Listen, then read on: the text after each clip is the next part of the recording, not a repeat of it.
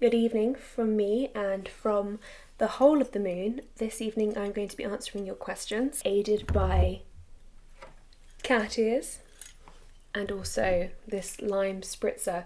Being the cool, young, hip person that I am, I made a TikTok on how to make this. I'm sort of playing around with TikTok and Reels was not a great experience, but TikTok, pretty fun. The first question comes from Le Petit Mot, who asks, what are your favourite tips for productivity and getting yourself out of a slump? For me, the number one thing is to play music extremely loudly and then have a little bit of a dance. I find that I'm really motivated by just movement in general, and so whether that's having a boogie at home or going for a bike ride or even just going for a walk around the block, I find that my brain starts working just that little bit more than it did when I was stationary. And if I've learned anything this year, it's this. That idea of productivity can kind of stop me feeling like a human sometimes, because I feel like, oh, I have to make this thing, I have to produce something, I have to just have some kind of output. And actually, if I'm compassionate to myself, and that's, often a good first step. If I ask myself what I'm finding hard about it, whether that's like I don't have enough energy to do it, or I'm not inspired by whatever it is I want to do, or I don't understand the motivation for it, or whatever that is, I think that's another great place to start. And not necessarily being super over analytical about it. Often I find it's best to just get words on a page or start working on a project as its own momentum, but also addressing that maybe, and this is the sound of someone who's been to a lot of therapy, but addressing that maybe there are needs you have that haven't been met. Like maybe you're really tired, maybe you're hungry, maybe you're sad, maybe you need to chat with a friend before you feel like you can get into it. This has been really apparent this week actually. So I slept a lot at the weekend, and then yesterday I woke up and I felt like I had so much energy. Today I also woke up in a really great place, then cycled to Hampstead Heath and met up with my friend Anna and had such a lovely time. And then when I got back home I was quite tired, and the instinct was to sort of push through immediately. But what I actually ended up doing was just chilling out for a bit and making TikToks. And that turned out to be the much better option because I needed to lie down for a bit. It's just things like that, like slowing it all the way down. You're not really going to get anywhere by pushing through it and feeling and sort of judging yourself for not having done whatever it is you need to do, or judging yourself for feeling tired or feeling upset or whatever it is that's keeping you in that place. Like the first step is to listen to what it is that you need. Sort of related to this, Holly asks, what are your best lockdown self-care tips? So yes, checking in on my needs is a big one. Finding some sort of routine. So now I generally wake up at the same time. I've sort of seen that as a bit of an opportunity because I used to travel quite a lot, and so now I'm in the same place at the same time, which can feel a bit of a drag. It's actually really nice to be able to have a regular sleeping schedule and a time of day when I get hungry and a time of day that I need a break, and not necessarily formalizing it super much, but just enough that it has this sense of I'm helping myself out basically when it comes to identifying those needs, as I mentioned before. I did a rewards chart. I said I'd make a video about this and I haven't yet. I should still do this.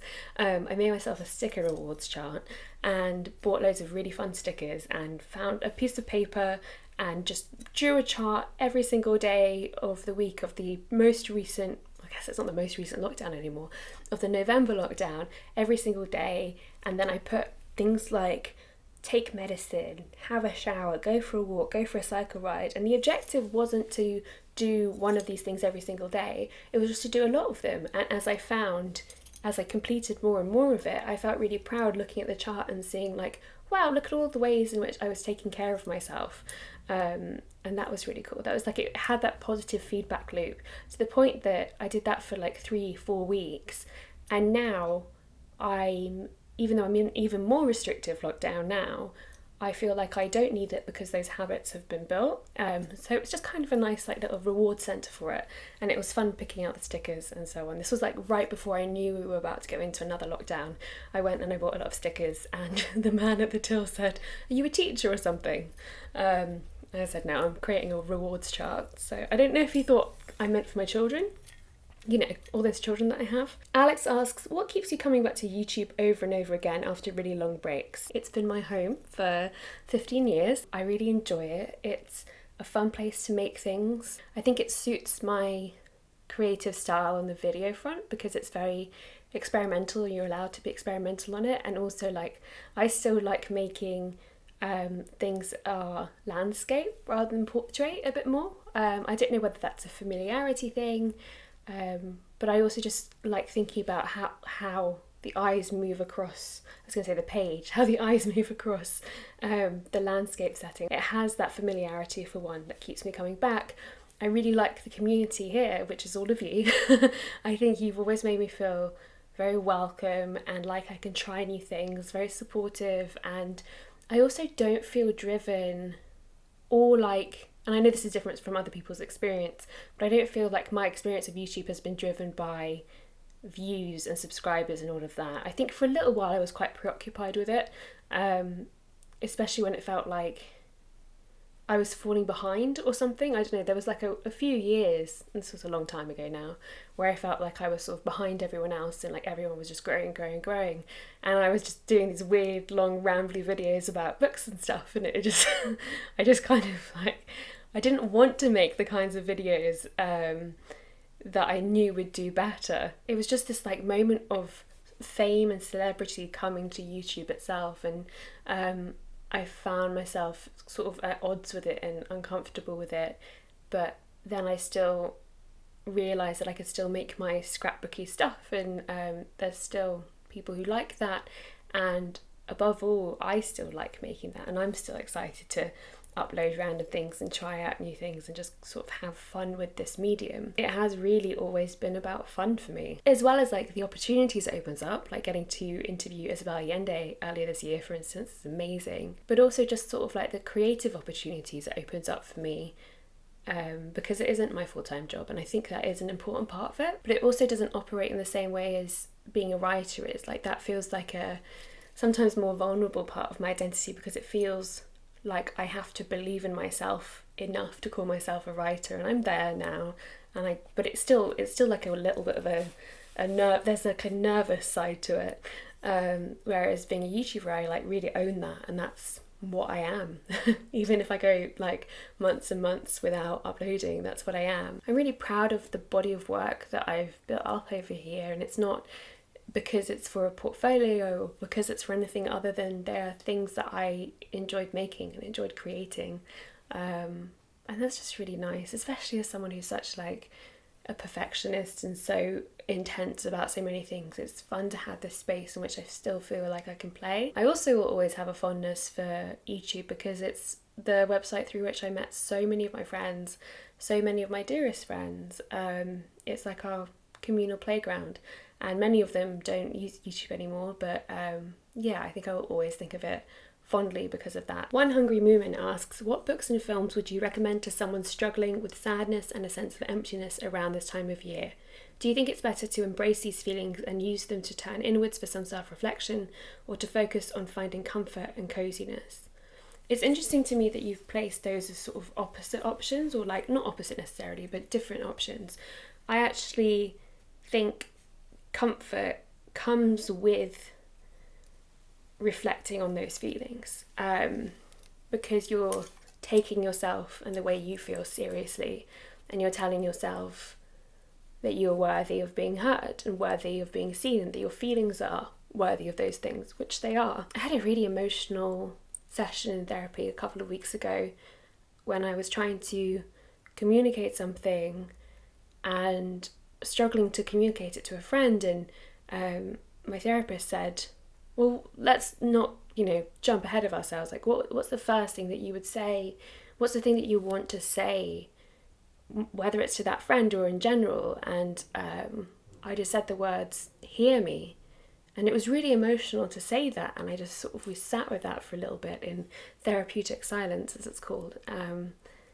But that's what I needed, and that's what I wanted, and that's what I was lacking. I was lacking being heard, and it really hit such an emotional place. Again, like identifying what it is that you need. Also that so often that feeling of emptiness is actually a kind of, or can be at least, in my experience, a coping mechanism for actually feeling very overwhelmed and very full of a lot of different kinds of feelings.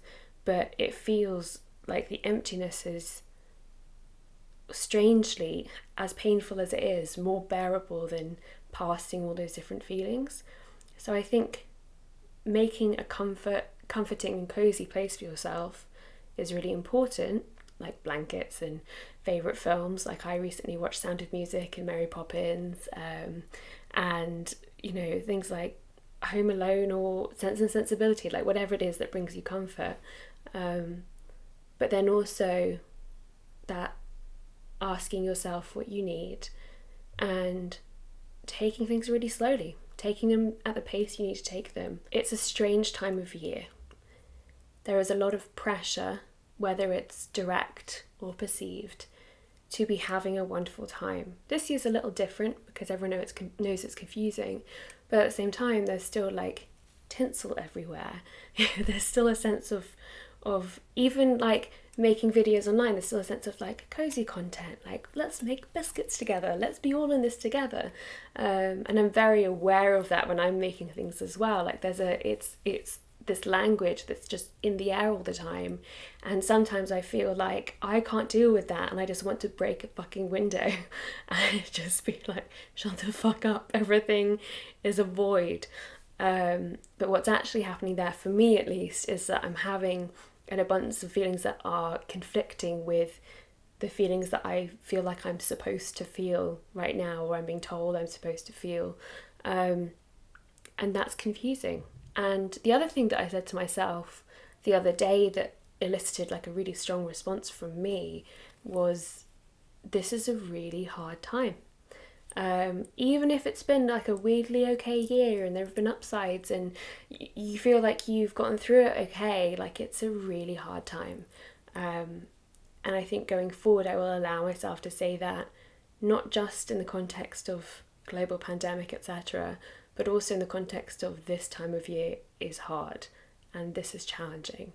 And there is a strange freedom, I think, in letting yourself verbalise that.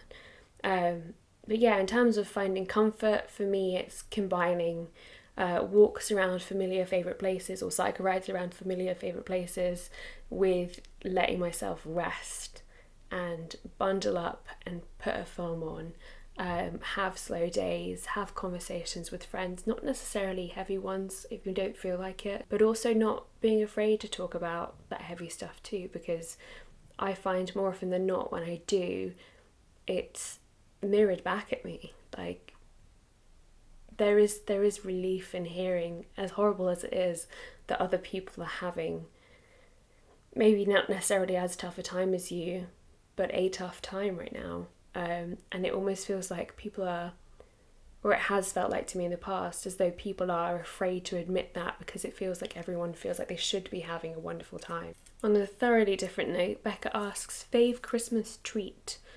My favourite Christmas treat. I love Lebkuchen. I really enjoy, for some reason, at Christmas more than any other time. Maybe because it is a communal watching thing. Watching films on like the BBC and like watching the BBC Christmas schedule. And they also tend to pick really good ones, like Paddington 2 is on Christmas Eve this year. It's going to be great. They've put Coco on Christmas Day, which, like, as someone who has experienced a great deal of grief, just feels like, I don't want to say mean, but it feels like it's an interesting choice.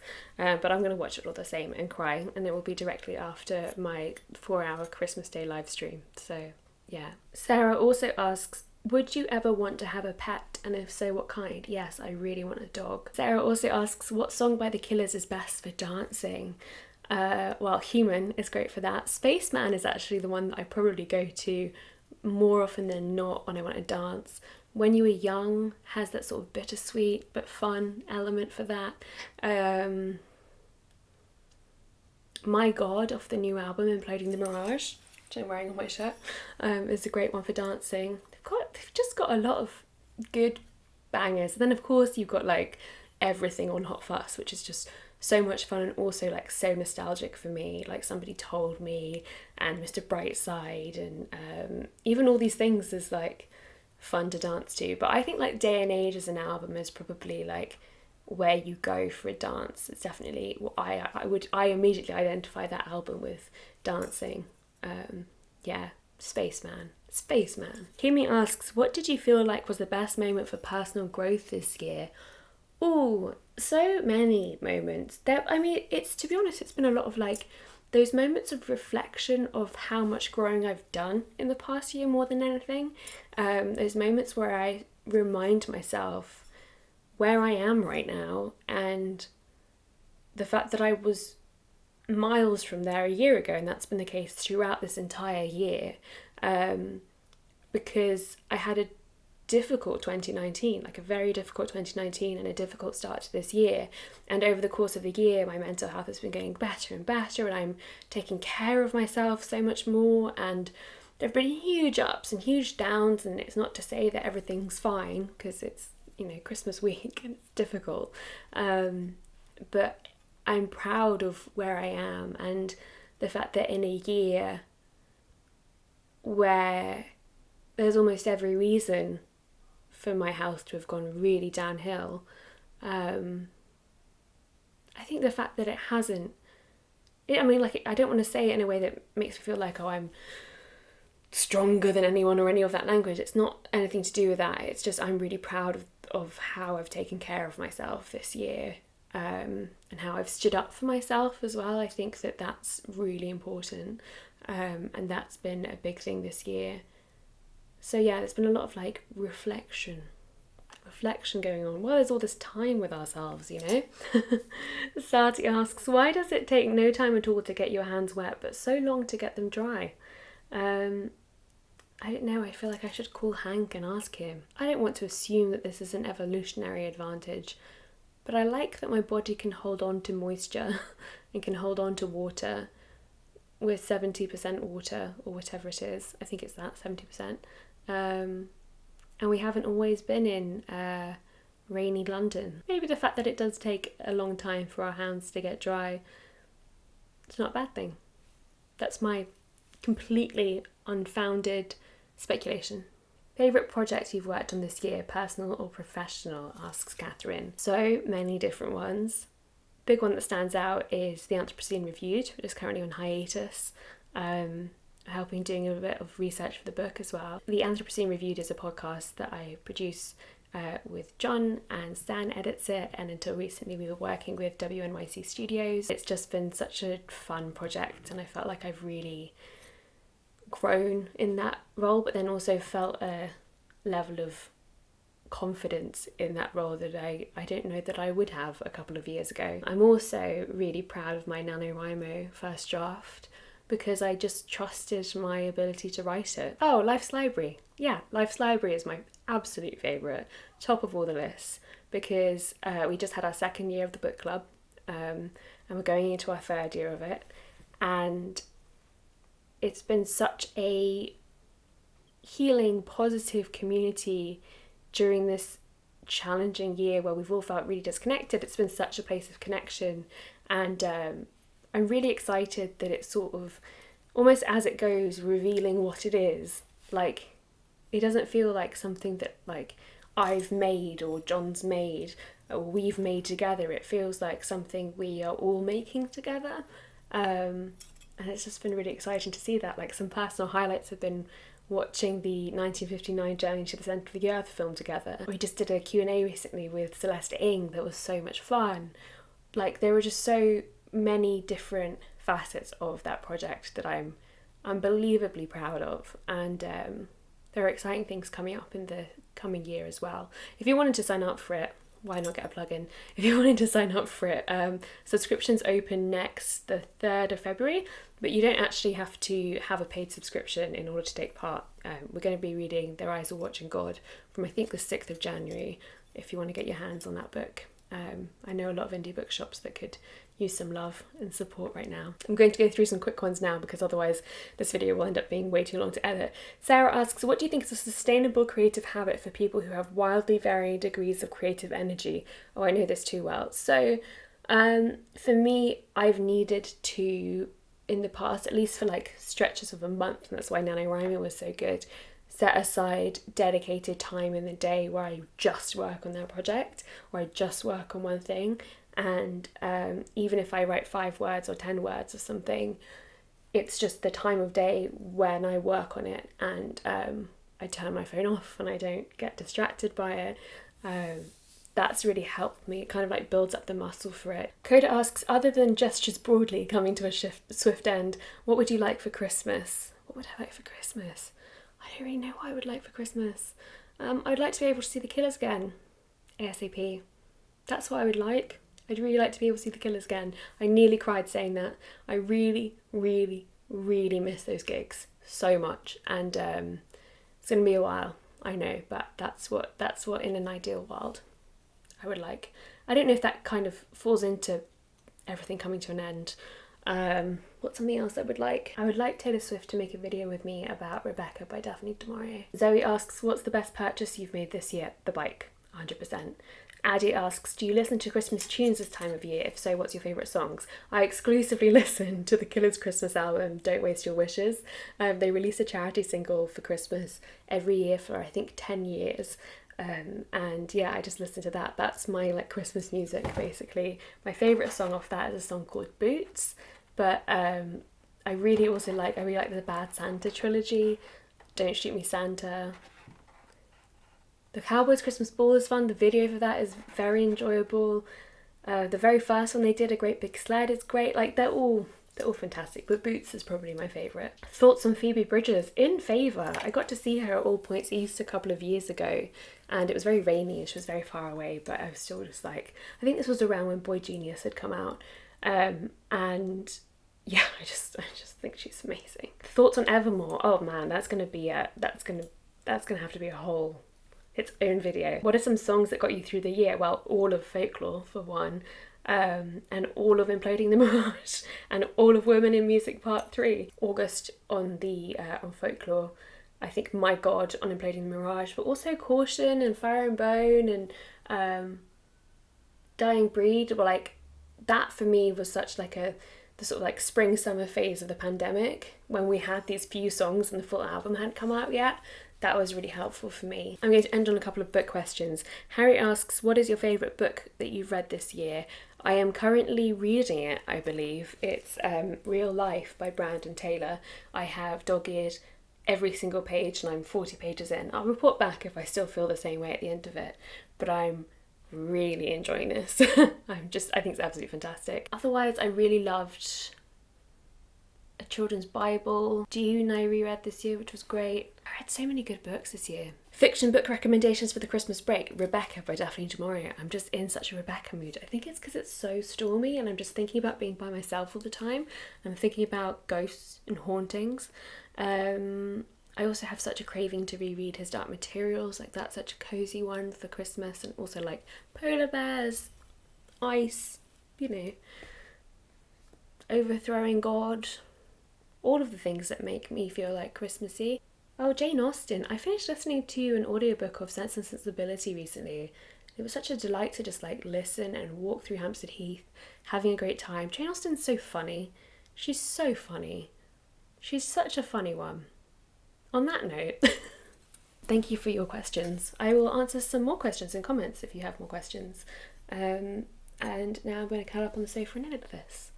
I hope you're having a lovely Tuesday. I completely forgot what day it was. Tuesday. All right. Bye-bye.